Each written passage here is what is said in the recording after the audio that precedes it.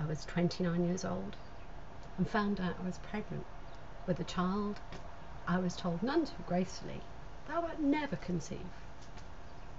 My baby boy, Eden, my miracle boy, was born 2 weeks after the company I worked for closed down, leaving me jobless and a new mum.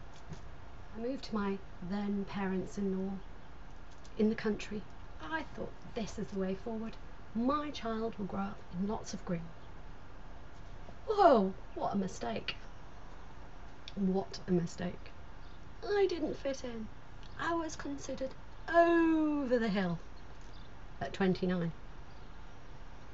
I moved back to London, and there it was very easy for the doctors to say I was suffering from postnatal depression.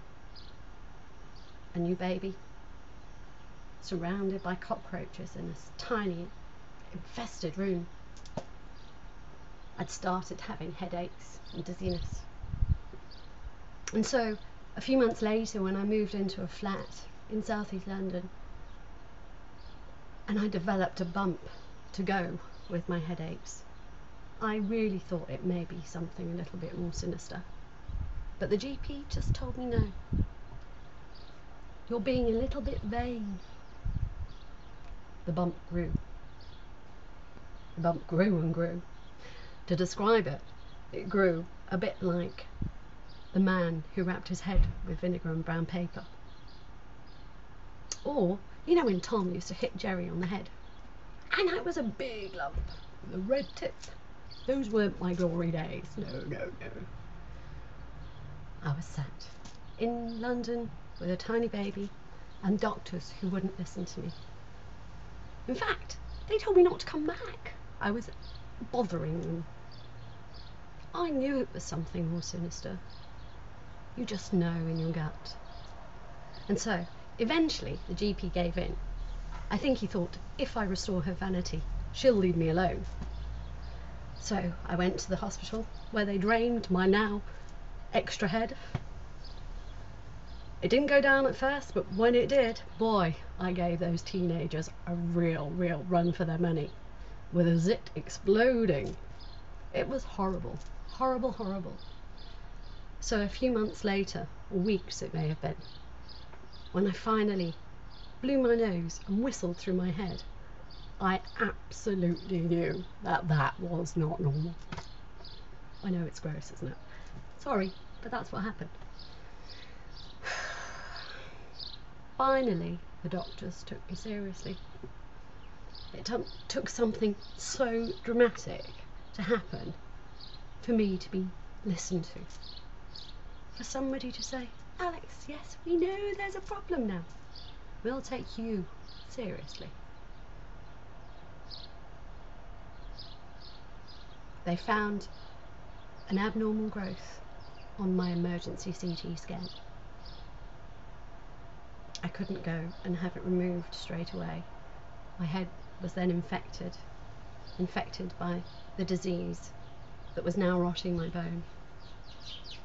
It was a month later when I sat on my hospital bed in a ward and I heard the buzzer, the ward buzzer. I heard the pitter-patter of tiny feet down the corridor, and my son ran to me, arms wide open.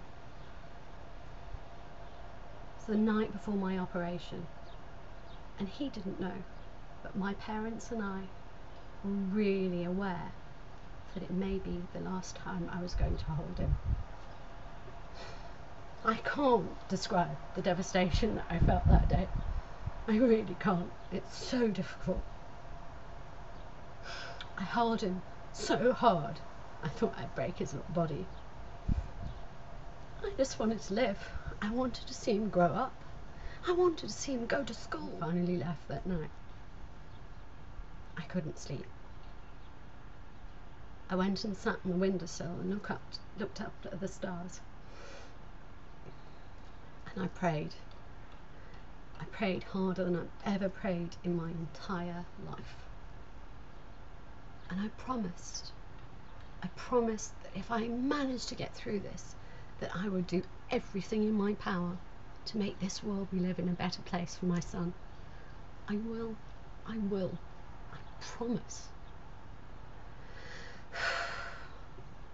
As you can see me standing here today, you can see that I've pulled through. You can see I'm here, but it's been 10 years of absolute struggle. Although the tumour was removed, the disease of the bone lingered, and I lost my forehead, slowly at first, and then rapidly after the operation. I'd had to reconstruct it, went horribly wrong after I caught an acquired infection. About a year ago, they took a large piece of my leg, took all the skull, the diseased skull, and the titanium out, and so I've now been left with a leg head. But it enabled the antibiotics to finally work. I'm here today, healthy, wealthy, with the love of my life, a home, and a life that I can only be thankful for.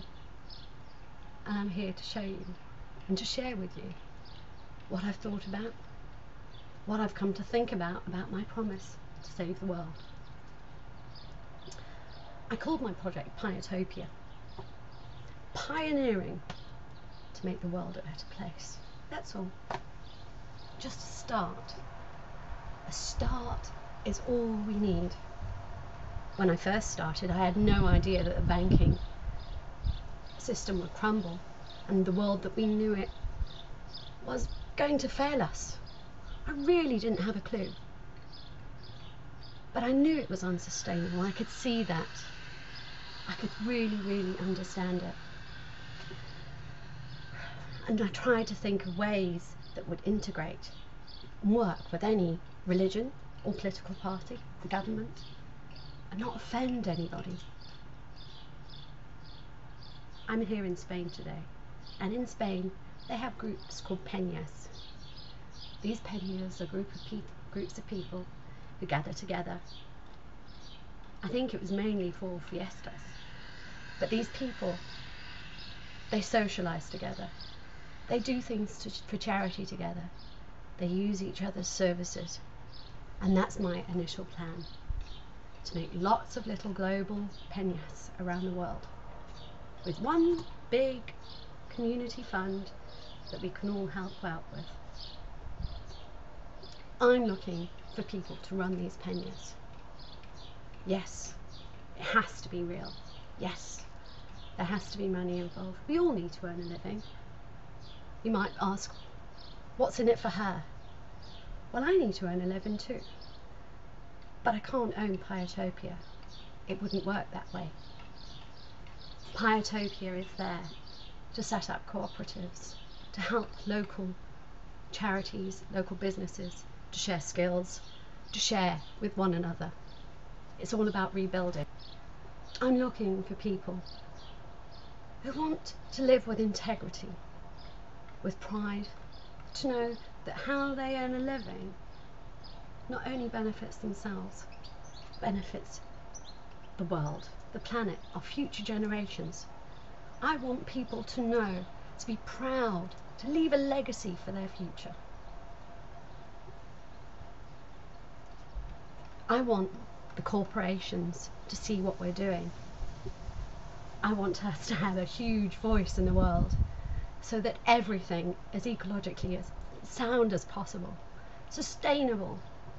And eventually, I'm hoping that each Penya will twin town with another Penya in a third world country.